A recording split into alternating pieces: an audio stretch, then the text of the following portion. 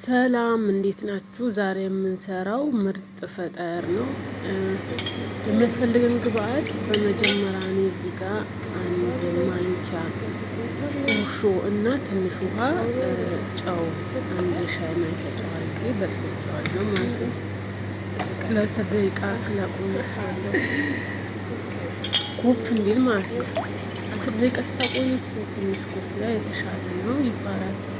እዚህ ጋር የጨመርኩት ቤኪንግ ፓውደር ነው። ግን ቤኪንግ ፓውደር የሚጨምረው እዚህ ጋር ስኳር ነው የጨመርኩት።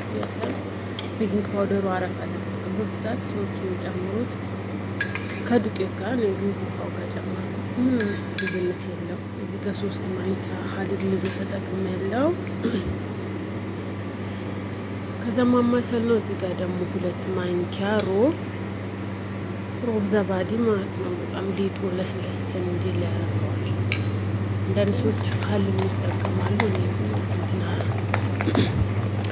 እኔ አልተጠቀምኩትም። እስቲ ሞክረዋለሁ በሌላ ቀን። ግን ሁሌም ፈጣር የምሰራው ይህን ቻናል ሰብስክራይብ አድርጉ። እዚህ ጋር ያረኩት 4 ኩባያ ዱቄት ማማሰል ማለት ነው። እኔም በማሽን ነው ያቦካሁት። እዚህ ጋር ደግሞ ዘይት አንድ ፊንጃን ዘይት ተደፋ።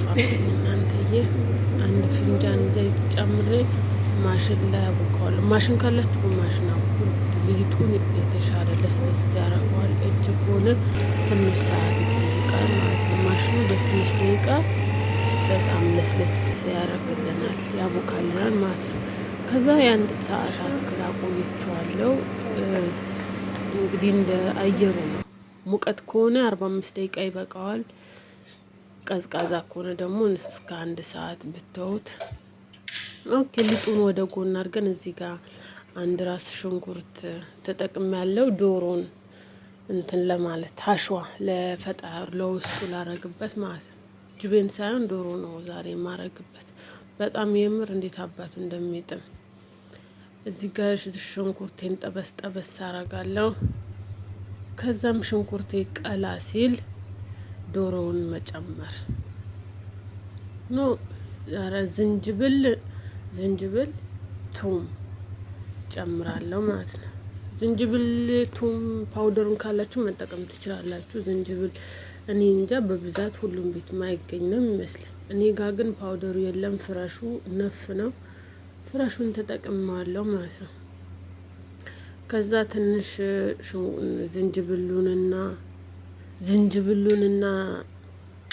ዝንጅብሉን ቱሙን ቀላካሉልኝ በኋላ ዶሮውን ጨመርኩ። ዶሮውን ማማሰልኩ። ዶሮውንም ውሃ ከመጠጠ በኋላ ቅመምን ጨመርኩ። ቅመም እንደ ቤታችሁ ነው። የፈለጋችሁትን ቅመም ማረግ ትችላላችሁ፣ ወይም እንደ ቤታችሁ። እዚህ ጋር ማጂ ግማሽ ማጂ ተጠቅም ያለው፣ እዚህ ጋር ሰልሰ ተጠቅም ያለው። መጠኑን እንደናንተ ነው የሚወስነው የሊጡ እንጂ። እዚህ ጋር ደግሞ ካሮት እና ቃሪያ፣ ፈልፈል ባሬድ ኤንድ ጀዛር። ኦኬ ከዛ እናማስላለን። ይሄኛውንም ብስል አድርገን ጥብስ እናደርገዋለን። ውይ ሽታው ትንሽ ዶሮ ያነሰ ይመስላል። ፍልፍል አክታር በዛ መስሎኛል። እንግዲህ ምንም ማድረግ አይቻልም። እዚህ ጋር ቀመስኩት። ጨው አለው የለውም የሚለውን ማለት ነው። ከዛም ሊጤን ይሄኛውን ወደ ጎን አረግና ሊጤ ቦክተዋል። መቼስ ይሄን ካሮቱ ምኑ እስከምሰራ 8 ሰዓት ይሆናል።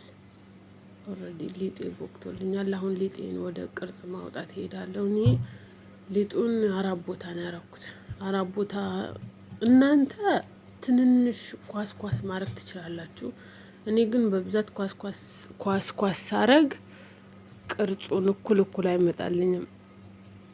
ሊጡን እንዳለ 4 ቦታ ከፈልኩትና በቅርጽ ማውጫ ነው የቆራረጥኩት ማለት ነው። ኦኬ ከዛም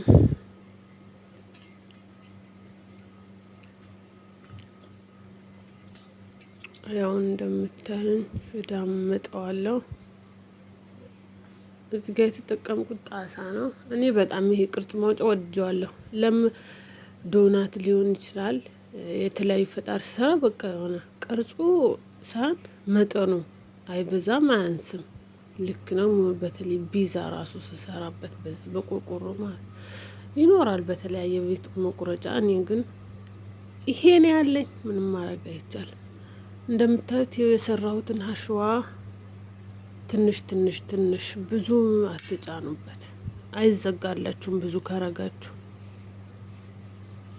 ኦኬ እንደገና ደግሞ በኋላ ሞዜሬላ እናደርግበታለን ማለት ነው። ትንሽ ጅቤን ስላይስም ካለ ችግር የለውም፣ ሞዜሬላም ካለ ችግር የለውም።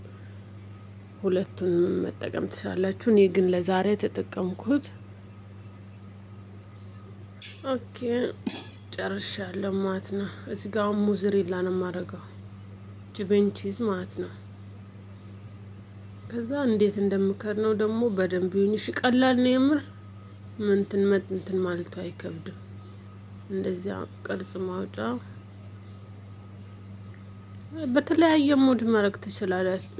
በተለያየ ሞድ ማድረግ ትችላላችሁ። እኔ ግን ይሄን መርጫ ያለው ለዛሬ ልክ የሳምቡሳ ቅርጽ 3 ማዕዘን ነው የሚሰጠው ማለት ነው። ሊጡን በዘይት አትዳምጡት።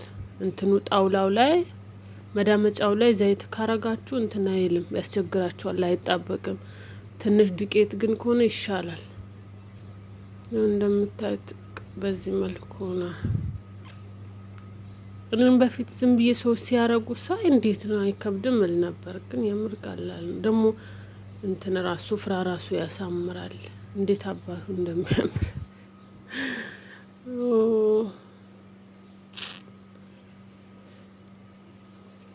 ይሄ ይመስላል እንግዲህ። የምር አበረታቱኝ እሺ። ሌላኛው ቅርጽ ደግሞ የሰጠሁት በዚህ መልኩ ነው። 2 አይነት ቅርጽ ነው የሰራሁት።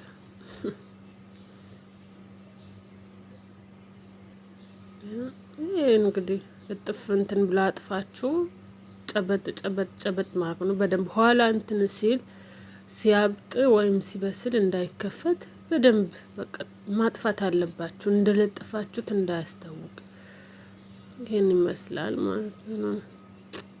በመጨረሻም እንግዲህ ይሄን ይመስላል። ከዛም በመጨረሻ ይሄን ይመስላል። እኔም በእንትኑ ሊጡን እንትን ስቀባ አላያችሁኝማ። እንቁላልን ቢጫው የእንቁላል ክፍልና ዘይት ነው የምቀባው። በብዛት ሰዎች እንትን ወተት ነው የሚያደርጉት። ከዛ ጥቁር አዝሙድና ሰሊጥ ነው የረፈረፍኩበት ከላዩ ላይ ማለት ነው። ይሄን ይመስላል። ብስሚላ ሁላችሁም ሰርታችሁ ሞክሩት። በተረፈ ሰብስክራይብ አድርጉ፣ አበረታቱ። ኦኬ ቴንክ ዩ